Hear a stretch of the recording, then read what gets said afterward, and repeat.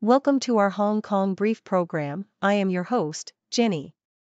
Today, we're diving into some exciting updates from the city and beyond. First up, Hong Kong is stepping up efforts to control foreign labor importation, aiming to protect local jobs. The government plans to tweak the non-local to local worker ratio, especially in blue-collar roles, and boost public works projects to tackle rising unemployment. Experts suggest smarter data use and role-specific quotas to balance foreign worker reliance while prioritizing local employment. Please stay tuned for more details. Next, China's retail scene is transforming at lightning speed thanks to instant commerce. Since April, platforms like Meituan, Alibaba, and JD.com have been pushing rapid delivery services, with some orders arriving in just 30 minutes. This shift is creating a new retail ecosystem that mixes online and offline shopping, but it's also squeezing profits as companies spend big on promotions. Alibaba, with its tech prowess, is expanding into AI and travel, while Meituan is focusing on operational efficiency. Analysts predict growth will slow down after peak promotional periods, but consumers are loving the convenience, like getting a remote replaced in under an hour. Stay with us for more insights. Finally, a tragic accident near the Hong Kong mainland border has claimed a woman's life after her car crashed into a parked truck early Saturday morning. Emergency services confirmed her death at the scene, with the truck driver unharmed. The crash caused significant damage, and photos show a shattered windscreen and bloodstains. Our thoughts are with the family. Please continue to watch for further updates. According to South China Morning Post, Hong Kong is preparing to implement stricter controls on employers who wish to import foreign labor, aiming to curb the replacement of local workers and improve employment prospects for residents. The government plans to introduce more public works projects to boost job opportunities in construction, a sector suffering from declining private development and rising unemployment, which reached 3.7% between May and July. The policy adjustments include refining the labor import scheme, particularly the non-local to local worker ratio, and focusing on blue-collar workers to ensure fairer local employment. Industry leaders have raised concerns about the current definition of local workers, which includes white-collar roles, and suggest tighter oversight and enforcement against exploitative practices. Lawmakers advocate for role-specific personnel ratios and more transparent recruitment processes, emphasizing the importance of data-driven decisions to balance the needs of sectors requiring foreign labor with protecting local employment. Meanwhile, South China Morning Post reports on China's rapid evolution of instant commerce, a sector that has revolutionized retail with lightning-fast delivery and competitive pricing. Since April, consumers have enjoyed unprecedented convenience, with some orders costing just a few yuan and arriving within minutes, like Meituan's 27-minute delivery of a 4-dish meal for 6.9 yuan or Alibaba's pre-orders for the new iPhone 17, delivered in as little as 30 minutes. Major platforms such as Meituan, Alibaba, and JD.com have expanded their infrastructure by building centralized kitchens and logistics hubs, transforming traditional retail and food service industries. These companies are leveraging AI, big data, and supply chain innovations to enhance efficiency, with Alibaba integrating AI-driven recommendations into its mapping service and combining its e-commerce, cloud, and delivery services into a cohesive ecosystem. Despite fierce competition and heavy promotional spending, the sector is experiencing a slowdown in growth, with regulatory authorities urging companies to promote rational competition. Alibaba's substantial cash reserves give it an advantage, yet all players face significant costs and margins that may take years to recover, underscoring the high stakes involved in China's retail transformation driven by instant commerce. On a tragic note, South China Morning Post reports that a Hong Kong woman in her 30s died after her car collided with a parked truck near the border with mainland China. The accident occurred early Saturday morning on Man Kam To Road, with emergency responders confirming her death at the scene. The vehicle sustained severe front-end damage, with shattered glass and bloodstains visible on the deployed airbag. The truck driver, aged 50, was unharmed. The incident highlights the dangers of border area travel and the importance of road safety.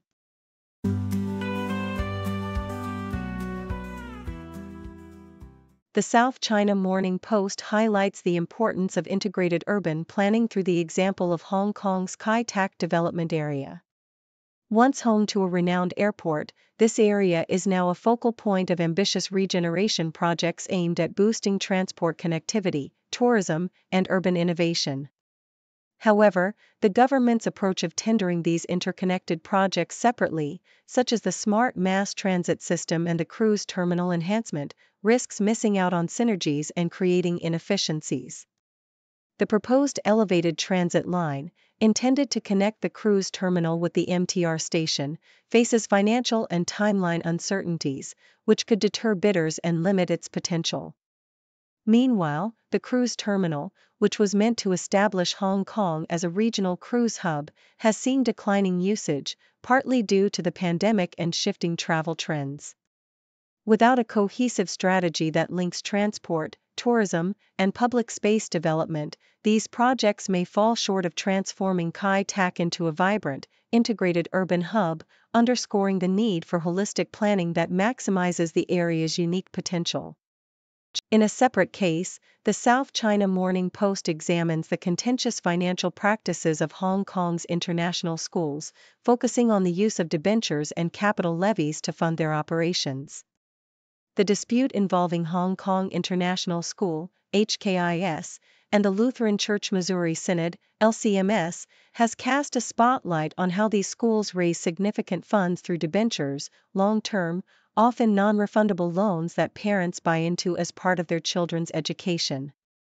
Critics argue that these financial instruments lack sufficient safeguards, such as automatic refunds in case of insolvency, and question whether current regulations adequately protect parents. While some experts contend that issuing debentures is a necessary means for schools to finance infrastructure upgrades, especially since land is provided by the government but construction costs are borne by the schools, the debate raises broader concerns about transparency, consumer protection, and the need for regulatory reform to balance school funding needs with parental rights and accessibility. The South China Morning Post also explores how personality traits influence individual exercise preferences and adherence, based on a study from University College London. The research reveals that personality significantly impacts the type of physical activity people enjoy and are likely to sustain over time. Extroverts tend to prefer high-intensity, social workouts that energize them, while introverts may favor solo, quieter routines that allow personal pacing. Individuals high in neuroticism, who often experience anxiety, may benefit most from shorter, varied sessions that reduce stress, and they tend to appreciate privacy and independence during exercise. These insights emphasize that personalized routines aligned with personality traits can enhance motivation, consistency, and mental well-being. For fitness professionals and individuals alike, understanding these differences underscores the importance of tailoring exercise programs, not just for physical gains but also for mental health, highlighting that enjoyment and autonomy are key to long-term success in maintaining an active lifestyle.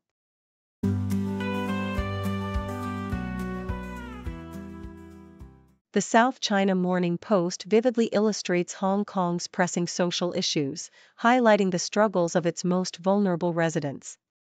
The city's unemployment rate has surged to 3.7%, with the construction sector hit hardest, exacerbated by the influx of foreign labor policies that some local workers like Benny Hung blame for diminishing job opportunities. Meanwhile, the silent crisis among elderly carers reveals a heartbreaking rise in suicides among seniors, driven by the emotional toll of caregiving and inadequate support systems. Stories like Chong Lanning's, who found relief in residential care for her husband after years of distress, underscore the urgent need for expanded support networks and better data collection to safeguard the city's aging population. Young Hongkongers face their own despair, with suicide rates among youth soaring, driven by a hyper-competitive environment and societal emphasis on academic success. Advocates argue that systemic reforms are essential to diversify pathways for success and address the root causes of youth unhappiness, emphasizing the importance of engaging young voices in policymaking to foster a more inclusive future. The South China Morning Post also captures the resilience and multifaceted personality of Enzo Lefort, who, after narrowly losing to Chung Kalong at the Paris Olympics, exemplifies a pragmatic yet optimistic outlook. Lefort's ability to bounce back swiftly from disappointment within an hour reflects his resilient mindset, cultivated through years of fencing, which has also enriched his life as a photographer, podcaster, and social advocate.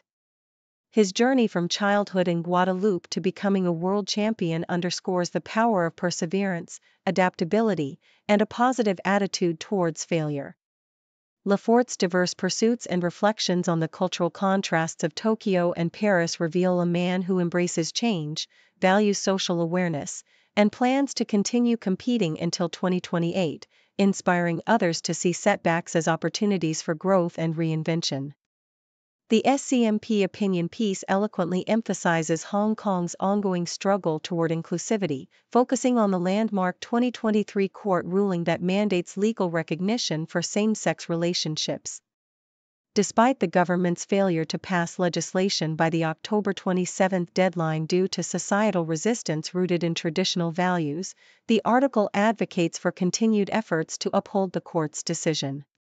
It calls for the government to explore alternative protections for same-sex couples, such as hospital visit rights, and to foster a society where diversity and equal treatment are genuinely valued. The piece underscores the importance of balanced, rational debate in navigating complex social issues amid Hong Kong's evolving landscape, urging policymakers to prioritize human rights and social cohesion in their quest to build a more inclusive city.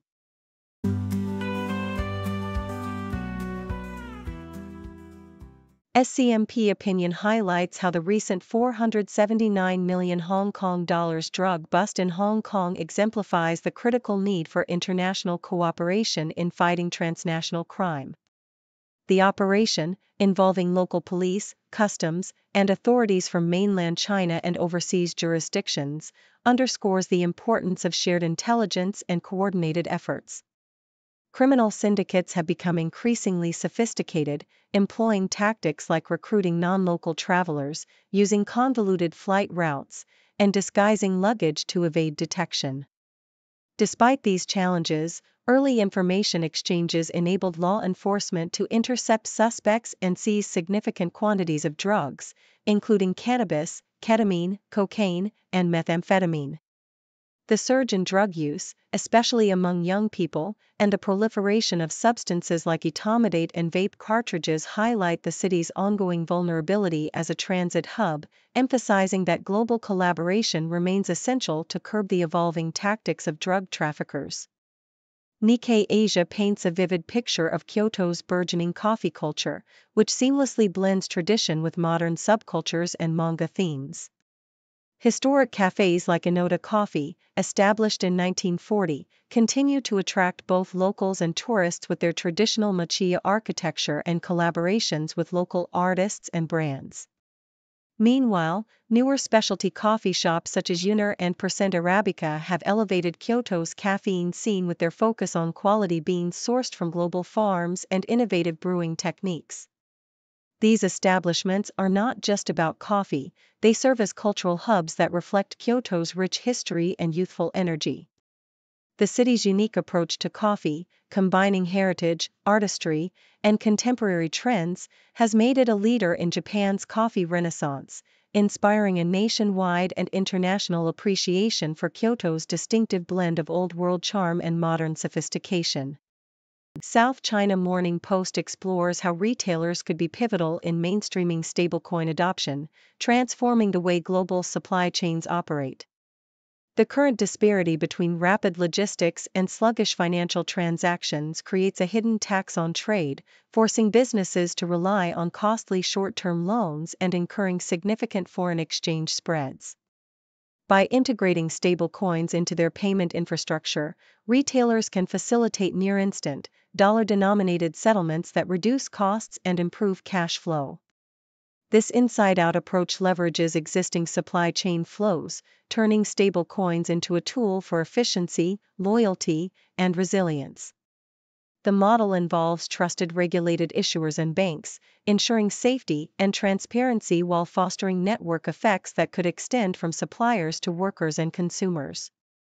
As regulatory frameworks like the US's Genius Act develop, Hong Kong's strategic positioning as a stablecoin hub could shape the future of digital money, ultimately transforming global commerce by aligning the speed of money with the speed of trade.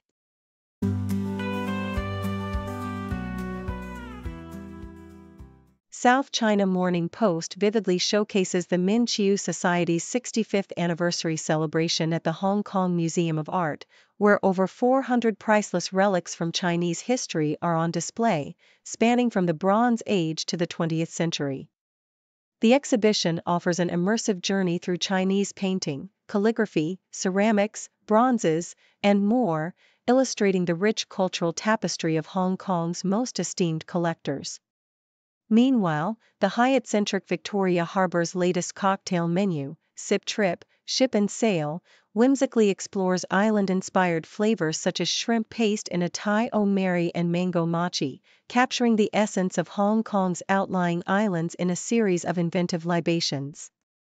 The Fringe Club hosts TBC Improv Spontaneous Comedy Night, where performers craft hilarious, unscripted stories on the spot, promising a night of interactive laughter that embodies the city's vibrant arts scene. The South China Morning Post provides an insightful analysis of Xinjiang's economic resilience amid U.S. sanctions, revealing a complex picture of ongoing growth despite targeted restrictions. Chinese scholars argue that the sanctions, which have blacklisted over 140 companies involved in sectors like apparel, electronics, and chemicals, have inflicted long-term damage, including job losses and declining profits for major firms. Yet, Xinjiang's regional economy shows signs of rebounding, with investments in new energy, tourism, and agriculture helping to cushion the blow. Data indicates that employment in large industrial companies has declined but remains substantial, and the region's GDP growth has recovered from a dip in 2022. Experts highlight that U.S. sanctions have inadvertently caused forced unemployment, especially in the cotton and textile industries, while local authorities actively promote employment among ethnic minorities to counteract these effects, illustrating the region's adaptive strategies amid geopolitical tensions. The South China Morning Post also introduces Garrett Waring, a rising Hollywood star whose charm and talent are capturing attention both on-screen and off. Born in Texas, Waring started his acting career at 13 and gained recognition for roles in series like Ransom Canyon, where he portrayed a hard-working rancher, a role he prepared for with intensive horseback riding training. His family's deep roots in showbiz add to his compelling background, with his sister and father involved in acting and stunt work. Currently, Waring stars in the horror film The Long Walk and is gaining buzz as a potential romantic interest for Lola Tung, the star of The Summer I Turned Pretty.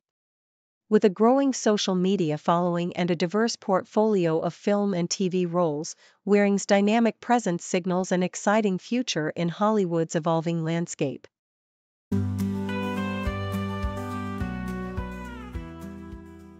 Thank you for tuning in. The content above showcases the latest briefing reports and analytical synopses, thoughtfully curated by the 6Do team. These insights stem from a wide array of reputable media outlets, think tanks, government sources, and specialized experts worldwide. We encourage you to explore these sources for a comprehensive perspective. Keep in mind that while the content may not always align with the official standpoint of 6Do Brief, it's not meant to be taken as absolute directives for decision-making. Comprising seasoned media professionals, learned scholars, and accomplished scientists, the 6Do team embodies a trailblazing, fully independent media entity. To customize 6Do Brief to meet your professional needs, you have the option to subscribe to a diverse array of briefings on our website, 6dobrief.com. Regardless of your location, you can conveniently receive 6Do Brief via email.